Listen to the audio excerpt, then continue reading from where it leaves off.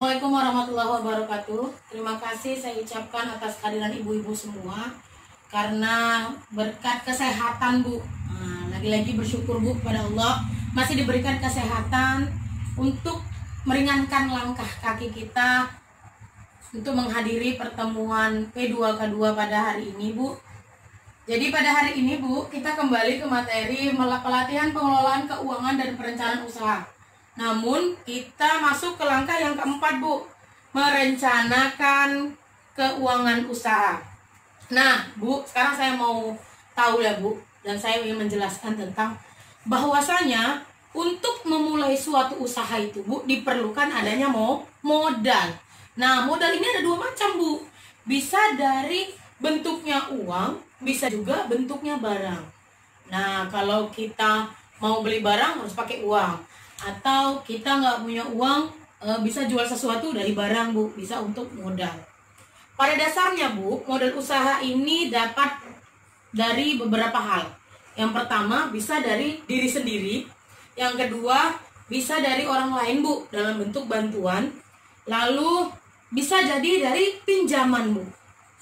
Nah, menggunakan pinjaman sebagai modal usaha memiliki resiko yang lebih besar dibandingkan dengan modal dari diri kita sendiri Bu.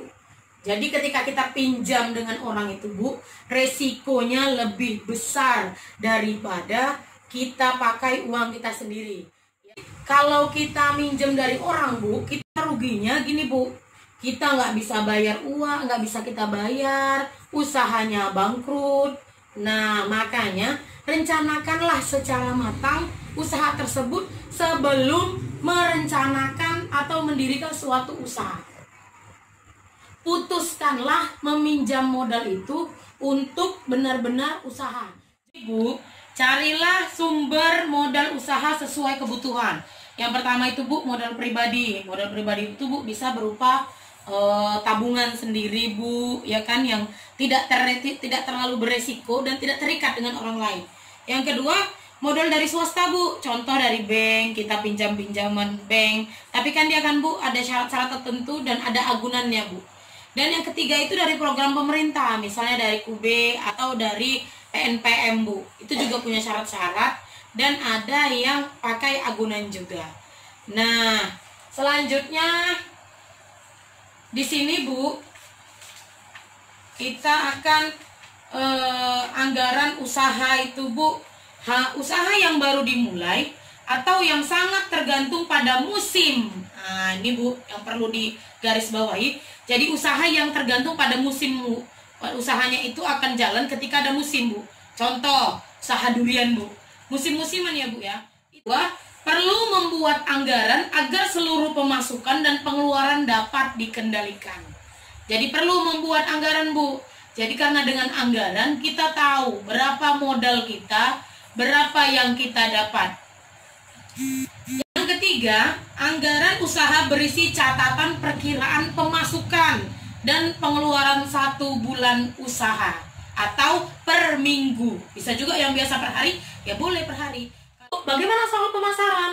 Nah, rencana keuangan akan terwujud sesuai harapan kalau barang dan jasa laku dijual. Jadi penting bagi seorang penjual atau pedagang Bu untuk merencanakan bagaimana sih cara menarik perhatian pembeli. Nah, itu akan kita bahas selanjutnya. Merencanakan pemasaran Bu. Nah, ini dia. Ada 4 hal yang perlu diperhatikan ketika kita ingin melakukan pemasaran. Yang pertama barang. Kenapa Bu barang ya? Barang apa yang mau dijual dulu Bu? Barang apa yang mau dipasarkan? Yang kedua harga. Nah berapa kira-kira taksiran harga di pasar Bu? Yang ketiga lokasi. Lokasi juga harus strategis yang mudah dijangkau Bu. Jadi enggak yang sangat-sangat sulit kali dijangkau manusia. Yang keempat, promosi. Nah ini yang paling penting Bu. Promosi yang paling mujarab adalah dari mulut ke mulut. Ibu A tadi sudah mempromosikan apa yang saya usahai, apa usaha saya atau bagaimana rasa makanan di tempat saya jualan, dipromosikan ke Ibu B. Nah, semakin penasaran ya Bu ketika Ibu dengar harga murah, kualitas rasa enak, tempat nyaman, kemudian gitu Bu mudah dijangkau, plus wifi gratis Bu. Ketika kita makan walaupun hanya sekedar minum, nongkrong-nongkrong Bu, wifi gratis. Sekarang itu pelaris promosinya Bu. Jelas Ibu B datang besoknya ke tempat saya Bu. Ibu B pulang, balik lagi ngomong sama Ibu C. Nah, promosi yang paling mujarab itu adalah promosi dari mulut ke mulut. Itu harus diperhatikan Bu. Baik, saya berikan Ibu waktu 5 menit untuk kerja kelompok. Nah, saya akan berikan satu selentingan kata, kertas merangkai kata Bu ke tiap kelompok. Tugas Ibu adalah menyusun kalimat yang tepat dari kata-kata tersebut. Lalu setelah itu saya minta wakil kelompok untuk menunjukkan ya Bu, merangkai kata menjadi sebuah kalimat. Baik, saya berikan waktu Ibu sebentar ya.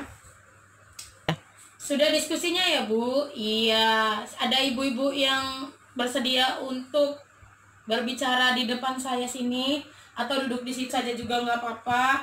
Silahkan rangkailah kata-kata dari yang saya kasih ibu-ibu tadi menjadi sebuah kalimat. Kalimat pemasaran itu Bu. Nah, bagaimana? Iya, terima kasih Bu. Baik ya Bu, karena Ibu tadi sudah berani mengungkapkan kalimat kata-kata menjadi kalimat, maka kita beri apresiasinya. Bagaimana apresiasinya Bu? Nah ayo, tangannya semua diangkat dulu. Saya akan mengajarkan bagaimana caranya tepuk salut. Kayak mana? Ayo, oke, kita mulai ya. Salut, salut. Salut, salut. Salut. Nah, kalau kita bandingkan Bu antara minggu pertama dengan minggu kedua di bawahnya nih Bu, keuntungan di minggu pertama kecil itu wajar Bu. Jadi kalau kita buat usaha langsung untung 500.000 di pertama, nah, itu nggak seperti itu Bu. Karena kan banyak yang perlu kita beli. Ada peralatan yang perlu kita beli, stok bumbu 1 minggu kita beli. Nah misalnya Bu, panci kalau nggak pecah atau nggak bolong kan nggak perlu kita beli lagi di minggu kedua.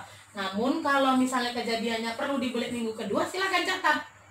Nah, tapi ini kan nggak ada lagi Bu pengeluaran panci dan lap untuk minggu kedua, karena kita sudah beli di minggu pertama. Nah itu dia Bu ya, jadi pengeluarannya berkurang, makanya penghasilan keuntungannya bertambah di minggu kedua. Itu yang perlu Ibu ketahui. Jadi lebih banyak peralatan itu dibeli pada saat kita memulai, makanya dibutuhkan modal usaha untuk memulai itu tidak sedikit. Begitu Bu. Bu, buka flip chart 3C ya di halaman 68 di buku pintar kita Bu. Ayo buka. Merencanakan usaha dengan lebih baik. Nah, di sini Ibu Lili itu Bu ingin membangun suatu usaha, tapi tidak meniru orang lain Bu. Carilah ide dan kembangkan usaha tersebut berdasarkan potensi alam dan keterampilan yang kita miliki. Lalu cari tahu Bu, apa yang berhubungan dengan usaha kita, sehingga kita bisa menilai apakah ide itu layak untuk dijalankan atau tidak. Selanjutnya, rencanakanlah keuangan usaha. Kita perlu menghitung dan mencari sumber modal usaha dan menghitung perkiraan pengeluaran pertama kali kita memulai. Yang keempat, jangan lupa Bu, memasarkan usaha kita. Juallah barang dengan kualitas yang baik dibanding dengan sejenis yang ada Bu. Nah, ketika kita punya usaha, misalnya Bu, usaha jualan risol. Apa bedanya dengan sekawan di sana? Yang di sana Bu 1.000, kita juga 1.000.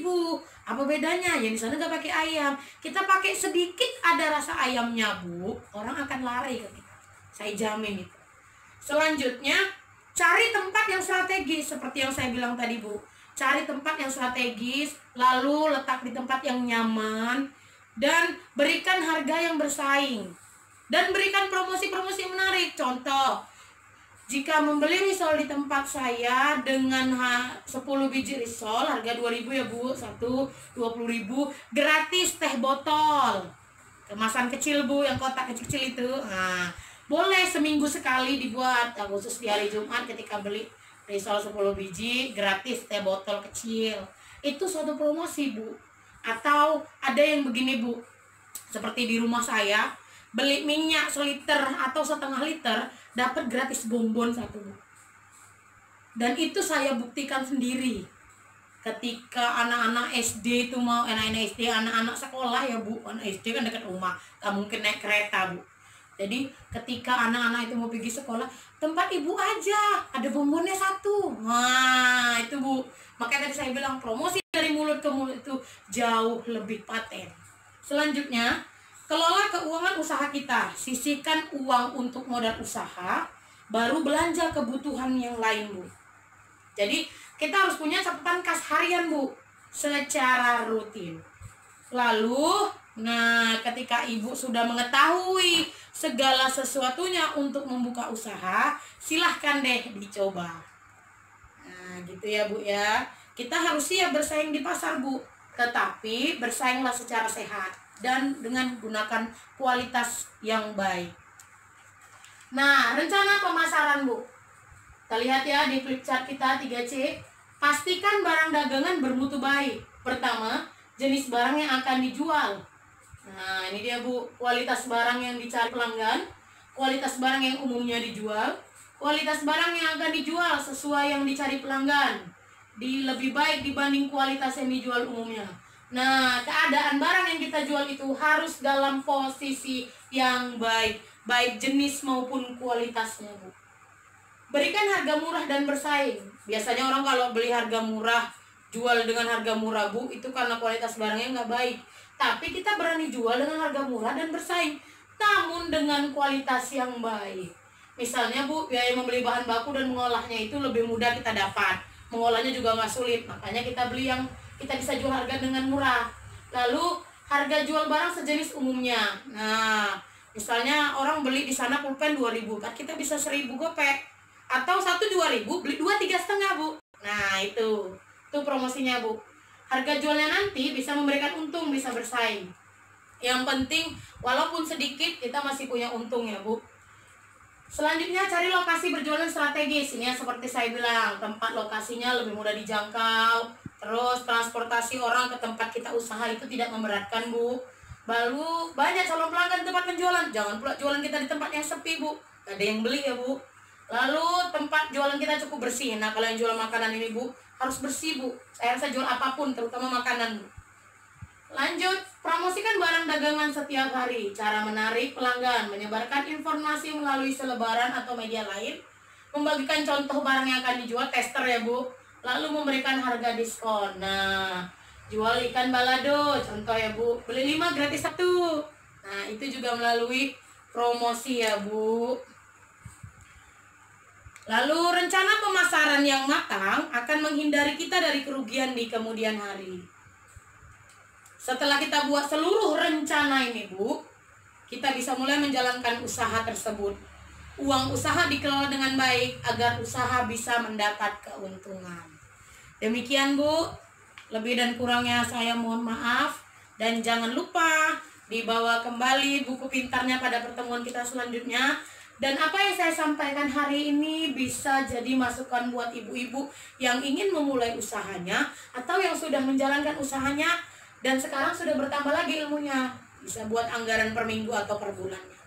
Baik ya Bu, wabillahi taufiq wal hidayah. Assalamualaikum warahmatullahi wabarakatuh.